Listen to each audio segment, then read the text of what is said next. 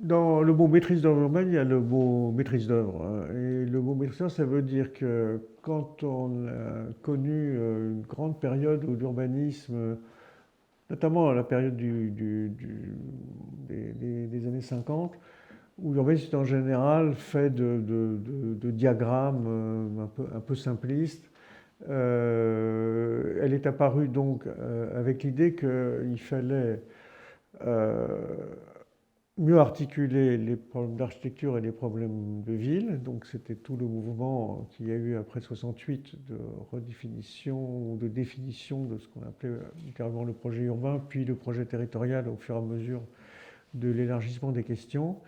Et donc dans Maîtrise d'œuvre, il y a l'idée qu'on a besoin d'avoir la mesure des choses.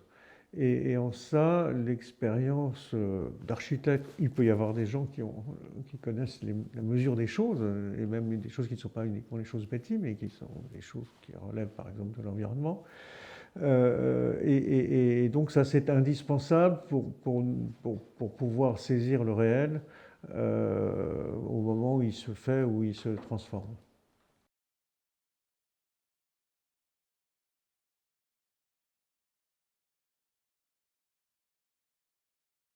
Alors, je veux dire, qu'est-ce qu'apporte l'expérience internationale des villes, de regarder les villes? Parce que les villes, elles sont à la fois toutes pareilles et différentes. C'est évidemment qui est amusant dans ce métier.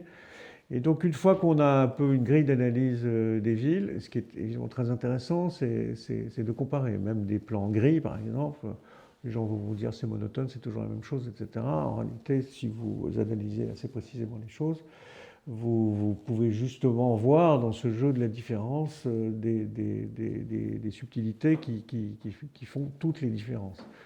Et donc, allez voir ça, les regarder, ça c'est une première chose. La deuxième chose, elle est beaucoup plus, je dirais, humaine, sociale, etc. C'est que voir les conditions de vie de la majorité de la planète, notamment quand on habite en France ou qu'on est étudiant en France ou encore plus professeur, ça quand même ça décile beaucoup. C'est-à-dire si vous emmenez des étudiants faire des relevés dans des maisons habitées au Caire, ils ne reviennent pas les mêmes. Euh, voilà. Et quand il y a 7 personnes qui habitent dans une pièce, quand à Kinshasa, tout le monde est dehors parce qu'on on est à 10 dans une maison à court.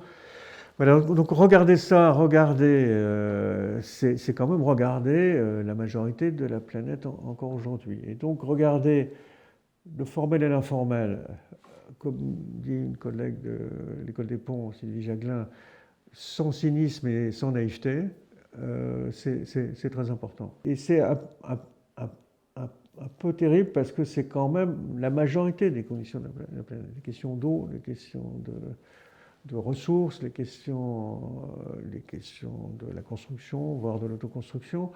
Il y a plein de choses à apprendre, y compris pour mettre plus d'informel dans le formel que nous avons et plus de formel, parce qu'il y a aussi, sans cynisme, sans naïveté, il y a évidemment la transformation d'un certain nombre de bidonvilles, pour parler large, qui peut se faire et apprendre à distinguer ce que c'est qu'une favela qui est quasiment de la construction et des quartiers qui existent progressivement et de l'habitat très précaire. C'est aussi des choses assez différentes et qu'on peut rencontrer d'ailleurs dans certains lieux en France, mais là vous avez à la fois des gens qui essayent de transformer ça, donc vous pouvez apprendre.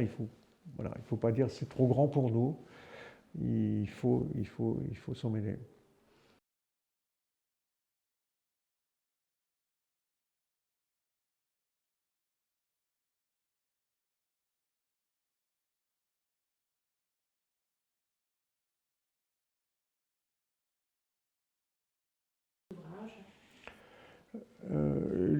Une phase très importante, quand moi j'ai eu la chance, ça devient plus rare quand même, les grands projets urbains où on vous confie la mise en place du plan général, puis une part de l'espace public, puis une part des bâtiments, ce qui a été quand même une fenêtre de tir, si j'ose dire, très, assez prodigieuse à partir dans les années 90,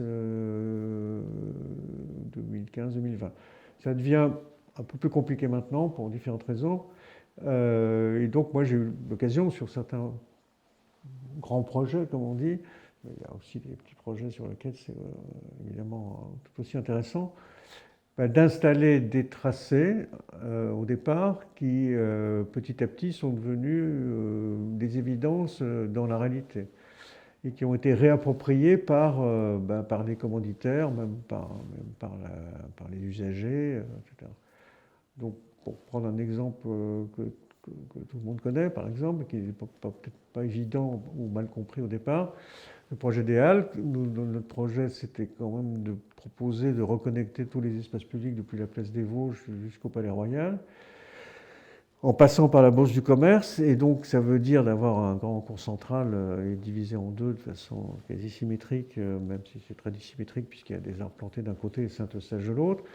Cette idée qu'on allait relier une ouverture du forum sur le jardin, ce qui était tout à fait à l'inverse de la situation antérieure, et la Bourse du Commerce, et que la Bourse du Commerce, qui jusque-là était des bureaux de la Chambre de commerce où on déposait sa patente, allait s'ouvrir forcément, eh bien c'est devenu assez évident maintenant, et d'autant plus que la Bourse du Commerce effectivement a été investie par un programme qu'on peut discuter, mais elle existe bien sur la carte, et l'ensemble existe bien d'aller du plateau Beaubourg jusqu'au Palais Royal assez facilement. Donc ça une fois qu'on a dit ça, l'expliqué deux, trois fois, quand c'est repris et à la fois par les responsables et à la fois par les usagers, on a fait le boulot. Et de cette manière, c'est pas parce qu'on ne maîtrise pas la totalité du truc dans tous les détails. Ce qui compte, ça va être ce tracé inaugural, entre guillemets. Quelquefois, simplement de le révéler, puisque la Bourse du Commerce, elle existait.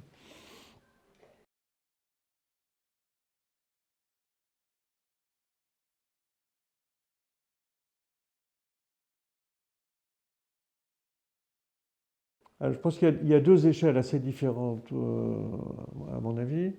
Il y a l'échelle, la grande échelle, si j'ose dire, territoriale, qui intéresse beaucoup les mobilités et l'organisation du territoire, mais spécialement les mobilités, c'est-à-dire le système, la façon dont les infrastructures routières sont dessinées, sont occupées, parce que si on veut réduire les autoroutes urbaines, par exemple, ça suppose qu'il faut s'en occuper.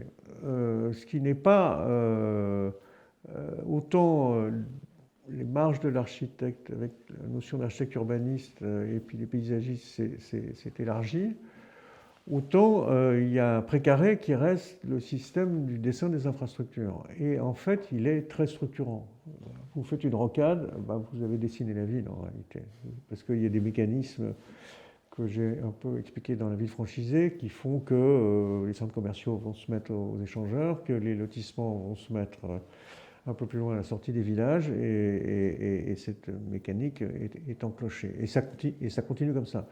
Donc si on ne s'intéresse pas à ça, et évidemment on vous dit que ça ne vous regarde pas, ça fait partie des dimensions absolument évidentes, et c'est tellement évident qu'évidemment on fait semblant de ne pas le voir, c'est-à-dire le dessin des infrastructures. Voilà. Donc j'ai eu l'occasion par exemple sur les consultations sur les autoroutes du Grand Paris, à plusieurs équipes, on a essayé de montrer que si on voulait par exemple baisser la pollution sur le périphérique, il fallait en amont proposer des solutions sur pratiquement toutes les autoroutes, d'avoir une voie réservée pour des bus rapides qui permettaient d'amener jusqu'au Grand Paris Express ou jusqu'aux lignes du RER.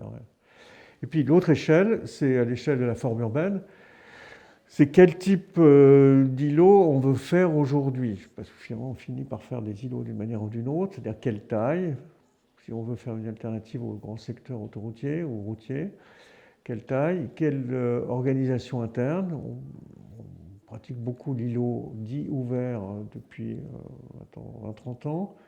Moi, je pense qu'il y a une figure très, très intéressante qui sont les cours et les patios. Pardon. Les patios pour la maison individuelle et les cours, les courets, les cours jardins, les cours actifs, les cours résidentiels, etc. Pourquoi? Parce que c'est c'est des dispositifs qui permettent non seulement qui peuvent être mixtes en rez-de-chaussée, ce qui permet de laisser la cour accessible puisque les visiteurs ont besoin de rentrer, et donc un peu d'éroder le système des codes des copropriétés. Et puis ça fait de l'ombre, et puis ça fait des îlots de fraîcheur, et ça fait une densité qui est aussi une alternative. Donc apprendre à dessiner des cours jardins, les orienter, c'est à mon avis un des paramètres qui est vraiment dans dans